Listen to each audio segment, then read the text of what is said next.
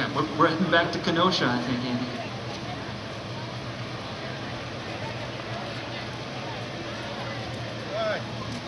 Cars here from American Motors, the AMX, which is from AMC's entry in the pony car segment. The Javelin was, we should say, styled by Dick T, who did many designs for American Motors during his time there.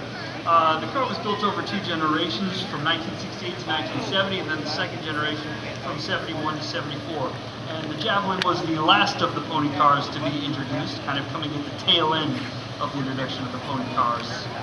And the Javelin, really, not really the type of product you were expecting from American Motors, but they actually was a tremendous success for American Motors. Even as Matt mentioned, coming late to the market, they sold a bunch of them and even developed the 2-seat AMX version, basically a shortened Javelin that also sold a pretty good numbers considering the limited market for, for a 2-seat sports car. We see starting up here in the yellow car, 1973 American Motors Javelin, Norbert and Kathy Vance of Dexter, Michigan.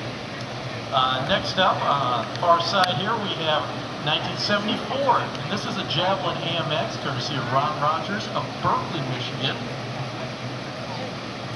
And yet another Javelin AMX, courtesy of Perry Kunaberti from Farmington Hills, Michigan.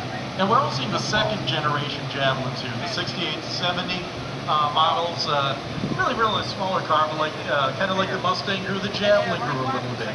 They got the wheel flares kind of over the front fenders. And you see another feature of these cars, kind of the double spoiler treatment on it. You have just a little bit of kick up on the tail edge of the roof, in addition to the very more obvious spoiler sitting here on the trunk lid. The AMX, unfortunately, was no longer a 2-seater in the second generation American Motors. We had a back seat there, but really more of a trim package at that time as well. And delightful example. Lovely color combination we got up here, Matt. Yeah, we should give a shout out to Perry here, who mentions in the notes that he worked as an engineer for AMC right out of college, and bought this car from another AMC employee in the early 1980s. And you say this is serial number 11, basically.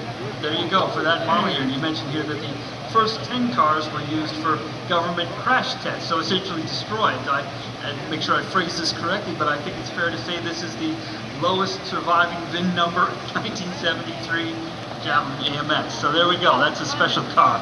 Glad to have all 3 of them in the show, though. Thank you.